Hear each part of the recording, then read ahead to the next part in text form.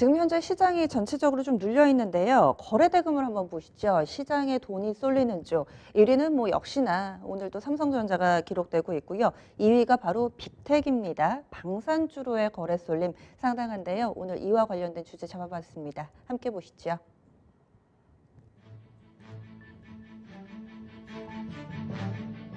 네, 한미 간의 방위비 분담금 협상이 난항을 겪고 있습니다. 상당히 좀 뜨거운 이슈가 되고 있는데 이 부분 증시에도 큰 영향 주고 있습니다. 자세한 내용 보시죠. 많이들 전에 들으신 것처럼 미국 쪽에서는 내년에 우리 측에 대해서 방위비 분담금을 기존 대비 5배나 더 많이 내라고 증액을 요구하고 있습니다. 이유인즉슨 우리나라가 부자여서 그러니까 부자 한국이 돈을 더 내야 된다라면서 압박하고 있는 상황입니다. 지금 앞서서 지난 19일에 열린 3차 협상은 80분 만에 파행이 됐고요. 그리고 이와 관련된 주요 인사들의 발언들도 이어지고 있습니다. 지금 비건 미국 국무부 장관 지명자가 동맹이라고 해도 무임승차는 안 된다라면서 방위비 압박에 가세하는 모습이고요. 뿐만 아니라 오늘 아침에 나온 일부 매체 보도에 따르면 만약에 이 협상이 잘 진행되지 않는다면 미국 쪽에서는 주한 미군에 대한 이 철수도 검토하고 있다라는 보도도 전달되기도 했습니다. 우리 측에서도 지금 발등에 불이 떨어졌는데요. 여야 3당 원내대표가 설득을 위해서 미국으로 출국을 했습니다. 어제 오전에 출국을 했고요. 이와 관련해서 지금 여러 가지 대안들 모색 발빠르게 좀 펼쳐지고 있는 상황입니다. 말씀드린 것처럼 어제부터 이 주식시장에서도 좀 어느 정도 반영이 되기 시작했고요. 빅텍이라든지 스페코, 퍼스텍 이런 종목군들이 민감하게 움직임을 나타내고 있습니다. 과연 이 부분이 실질적인 수혜주가 될지 그리고 이슈는 현재 어디를 향해서 흘러가고 있는 것인지 자세히 점검을 해볼 텐데요. 그러면 분위기부터 알아보겠습니다. 뉴스토마토의 박진아 기자 연결합니다. 안녕하세요. 네, 안녕하십니까? 네, 미국 측에서는 우리에게 지금 얼마를 내라는 건가요? 네, 미국이 요구하는 방위비 분담금 규모는 올해 분담금 규모인 1조 389억 원을 약 6배 상회하는 50억 달러, 하나로 하면 약 5조 8천억 원 정도 됩니다. 방위비 분담 특별협정은 지난 1991년에 처음으로 체결됐는데요.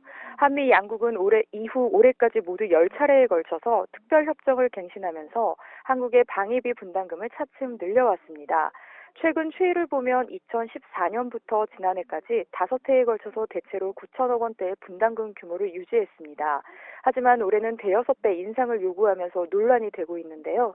이웃나라 일본과 비교해도 GDP 대비 분담금 비율이 우리가 일본보다 훨씬 높아서 미국이 말하는 무임승차는커녕 오히려 과도한 요금을 내는 것 아니냐는 지적이 나오고 있습니다. 미국 내부에서도 과도하다라는 데 대한 의견이 좀 모아지는 것 같은데 이렇게 증액을 요구하는 근거는 어디 있나요? 네, 일단 방위비 분담 특별협정에 따라 우리 정부는 무상 제공하는 시설과 부지 외에도 주한미군 운영경비 일부를 지원하고 있습니다. 주한미군 내 한국인 노동자의 임금이나 군사시설 건설 비용 등이 그 항목들인데요. 그런데 미국이 이번에는 이와 별개의 항목을 신설해서 방위비 분담금 인상을 요구하는 것으로 알려졌습니다. 그 가운데 하나가 준비태세 항목입니다. 미국은 그간 북한의 도발 등으로 한반도의 군사적 긴장이 고조될 때 항공모함이나 핵 잠수함, 전략 폭격기 등 전략 자산들을 전개했습니다. 또 유사시를 대비한 연합훈련과 연습훈련도 우리 군과 함께 진행해 왔는데 이 비용을 방위비 분담금에 추가하라고 요구하는 것으로 전해졌습니다. 미국은 이외에도 주한미군 군무원과 미군 장병들의 가족 지원을 위한 비용 등도 분담금 항목에 포함하라고 요구하는 것으로 알려졌습니다. 네, 갑자기 뭐 이런 훈련을 한다거나 갑자기 돈이 들어가는 쪽이 느는 건 아닌데 일단 표면적으로는 그렇습니다. 뭔가 속내가 있을 것 같아요. 지금 또 시국이 시국이니 만큼 여러 가지 미국 쪽에서도 복합적인 이런 계산이 있었을 텐데 그 배경으로는 어떤 것들이 꼽힐까요? 네, 우선 한일 군사정보보호협정, 이른바 지소미아 종료를 앞두고 미국 측이 지소미아 유지를 요구하기 위한 하나의 방도가 아니냐는 관측이 나오고 있는데요. 즉 한일 간의 논쟁이 결국 북한과 중국을 도울 뿐이라고 보고 한국을 압박하고 있는 것 아니냐는 이제 지적이 나오고 있습니다. 또 일각에서는 미국이 중국과 러시아와의 전략적 경쟁에 드는 자원을 동맹국에 떠넘겨서 미국 안보 비용을 경감시키겠다는 의도가 아니냐는 관측도 나오고 있습니다. 이러나 저러나 지금 미국은 압박을 했을 때 자국에는 상당히 좀 이익인 상황임은 맞는 것 같습니다. 그래서 우리가 중간에서 새우등이 터지지 않기 위해서 여러 가지 방법을 좀 현명하게 세워야 될 것 같은데, 만약에요, 지금 이 요구를 거절하면 어떻게 되나요? 뭐 일부에서는 뭐 주한미군 철수 얘기도 좀 나오고 있는 것 같은데요. 네, 주한미군 감축 또는 철수 가능성과 함께 안보 문제에서 어려움이 따를 것으로 예상되는데요. 특히 굳건한 한미 동맹의 강도가 불안해지는 것은 피할 수 없을 것으로 보입니다. 일각에서는 이번 일로 한미 동맹의 상호 신뢰가 무너지고 균열이 심화되는 것 아니냐는 우려도 나오고 있는 실정입니다. 네. 그러면 지금 향후의 절차는 어떻게 진행됩니까? 네, 한미 양측은 지난 18일과 19일 이틀 동안 열린 제11차 방위비 협상 3차 회의를 결국 파행으로 종료하면서 앞으로 협상 전망이 더욱 불투명해졌는데요. 현재 양국은 차기 회의 일정도 잡지 못한 것으로 알려졌습니다. 따라서 연내 타결이 사실상 어려워진 것 아니냐는 관측이 나오고 있는데요. 10차 협정의 유효기간은 올해 말까지로 원칙적으로는 연내 협상이 마무리되지 못하면 협정 공백 상태를 맞게 됩니다. 지금까지 뉴스토마토 박진아였습니다. 네, 고맙습니다. 현재까지 내용 좀 정리해 봤습니다. 상당히 복잡한 방정식이 돼버렸습니다. 지금 지소미아 문제 걸려 있고요. 또 대북 문제도 여기에다가 함께 좀 엮여 있습니다. 그리고 미국에서 이런 방위비 분담금 그동안에도 꾸준히 좀 올려왔기 때문에 이런 내용들 지금 여러 국가들의 이해관계가 얽혀 있는 가운데 우리 쪽에서는 다소 부담되는 뉴스가 될 수밖에 없는데, 그러면 경제적인 측면에서 조명해 보겠습니다. 이 부분은 토마토 투자클럽의 한규수 전문가 도와주시는데요. 전문가님 안녕하세요. 네, 안녕하십니까. 네. 지금 보면은 이런 뉴스가 나오자마자 어제 가장 민감하게 움직인 쪽이 방위산업주들이고 오늘까지도 좀 이어지고 있습니다. 이 뉴스의 방위산업주의 급등, 합리적인지 이 부분을 좀 점검을 해봐야 될 것 같아요.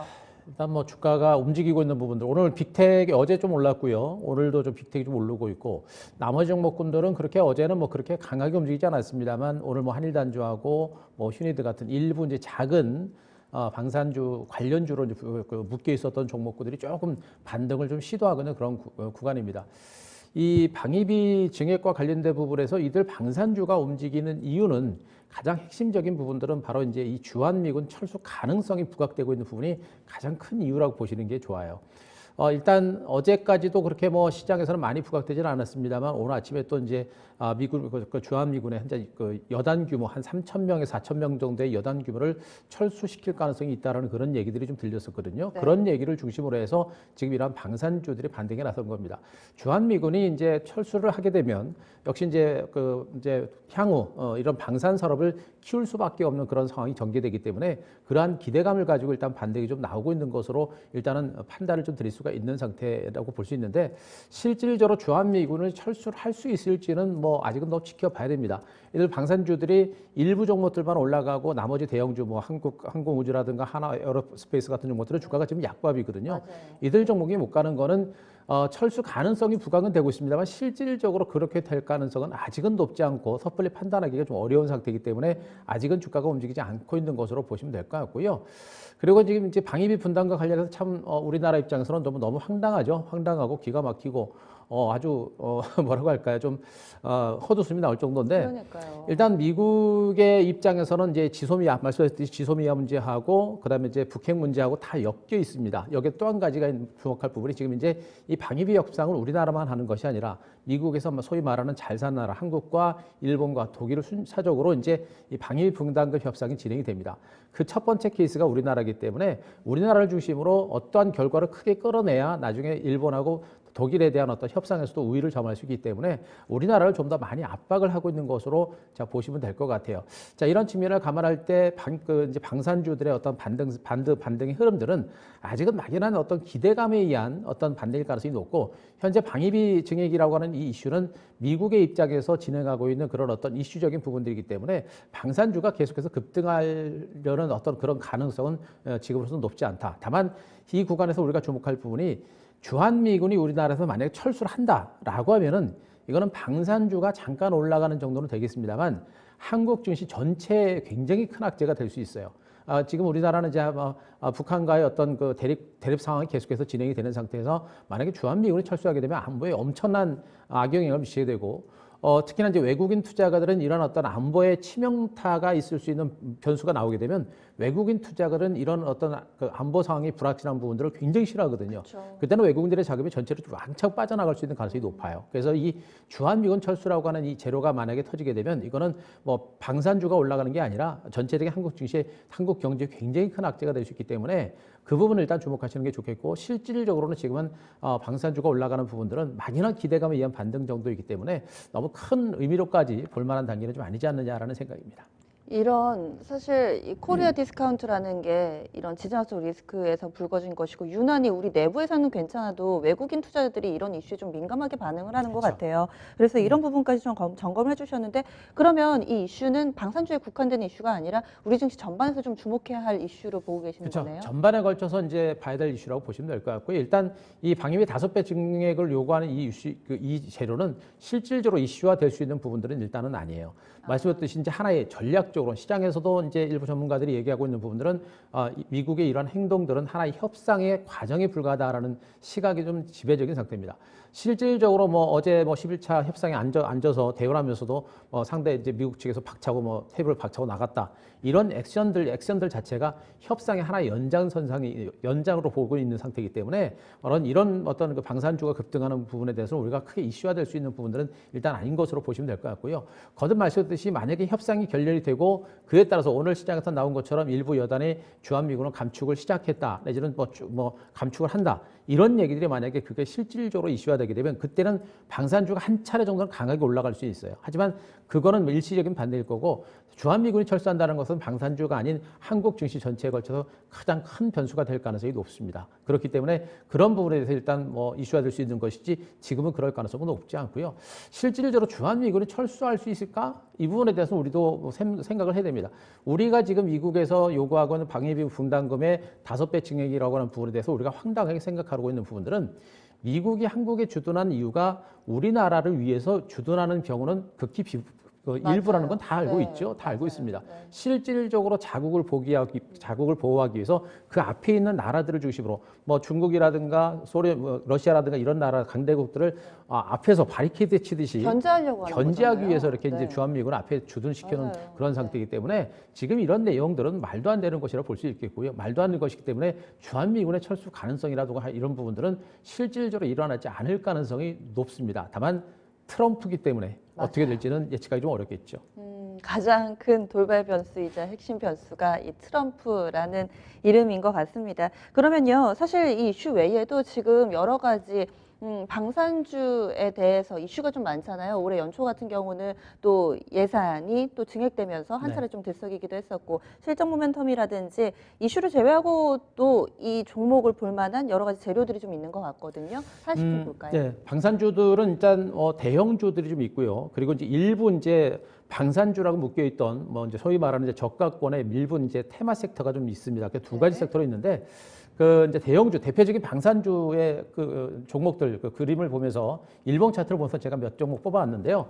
대표적인 종목이 이제 한국 항공우주를 선두로 해서 하나 에어로스페이스 또 최근에 신규 상장된 하나 시스템 그리고 이제 LG 넥스원 요 정도가 지금 이제 일부 대형주 매각에서 방산주로 묶이고 있는 중대형주 중에서 방산주로 묶여 있는 종목들입니다.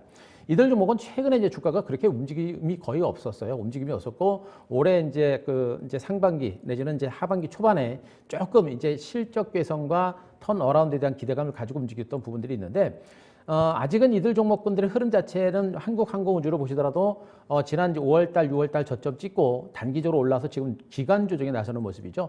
기간 조정에 나서는 모습이 추세적인 상승이 살아있고요.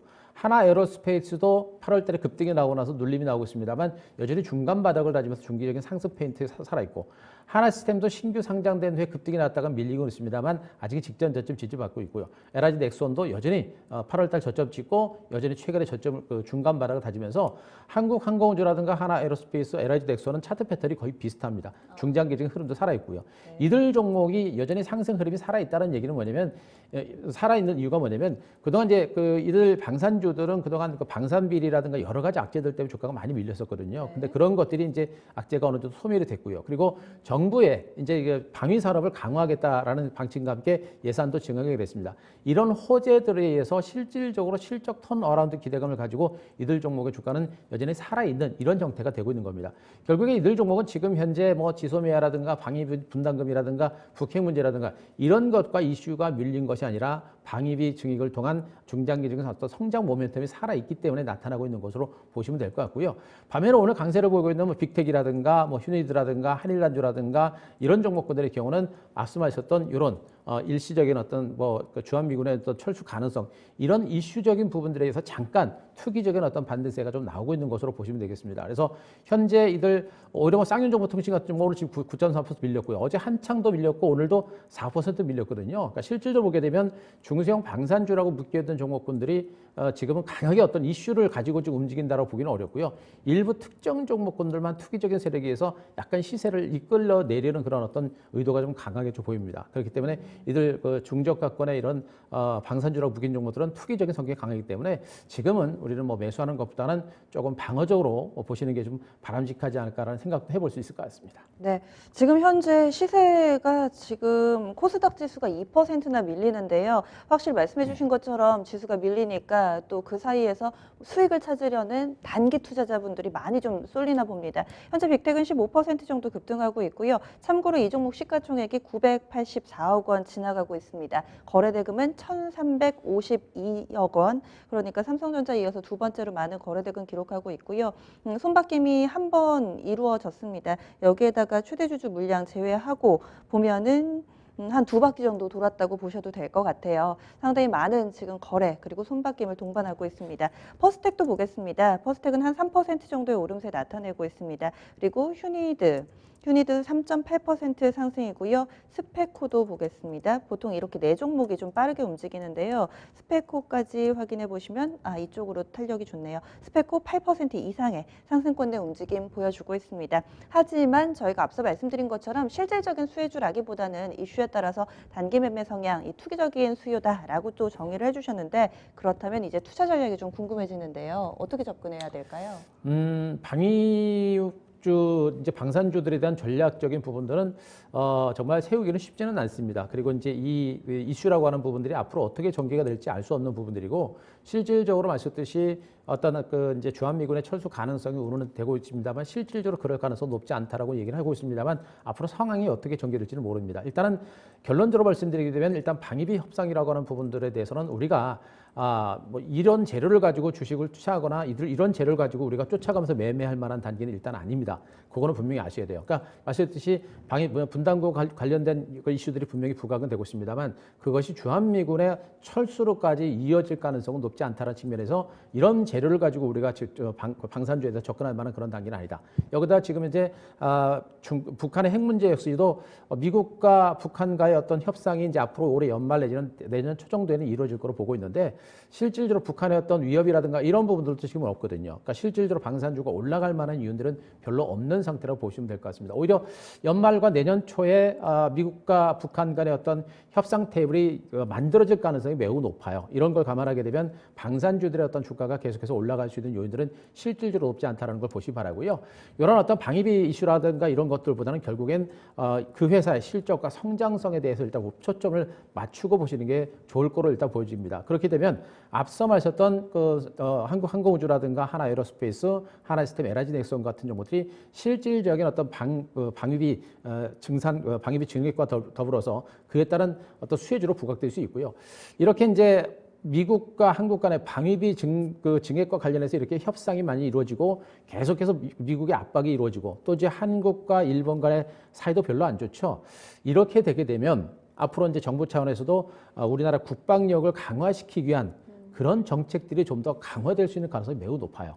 그러니까 그렇지 않아도 그동안 이전 정부부터 해가지고 방산비라든가 여러 가지 악재들이 있었는데 그런 악재들을 싹 이제 사라진 상태에서 보셨듯이 한반도를 기준으로 해서 북한이 있고요. 그리고 이제 중국과의 사이도 별로 안 좋고 일본과의 사이도 않고 이제는 미국과의 사이도 별로 안 좋아집니다. 그렇게 되면 이 방위 산업에 대한 어떤 중요성이 그 어느 때보다도 많이 부각될 수 있는 가능성이 매우 높죠. 뭐 속된 말로 지금 뭐 시장에서 뭐 이제 뭐 우리 국민들을 중심으로 나오는 얘기들은 뭐 이참에 미국과의 어떤 관계 끊어버리고 우리도 핵 만들자 뭐 이런 얘기도 속된 말로 나오고 있을 정도예요. 네네. 그렇기 때문에 방위에 대한 어떤 중요성들은 굉장히 커지고 있는 상태입니다. 이런 걸 감안하게 되면 방위 산업에 대한 어떤 중요성들이 커지게 되면 이런 대형주를 중심으로 한 정부의 육성 방안이 나올 가능성이 높습니다. 이런 측면을 보게 되면 한국항공우주라든가 하나에어스페이스, 하나시스템, LHDX 같은 종목들이 중장기적으로는 수혜를 볼 가능성이 굉장히 높죠. 그렇기 때문에 이를 종목에 대해서 관심을 갖는 게 좋겠고, 저는 개인적으로 하나에어스페이스의 어떤 수혜 폭이 상당히 클 거로 보여집니다. 그래서 여러 가지 어떤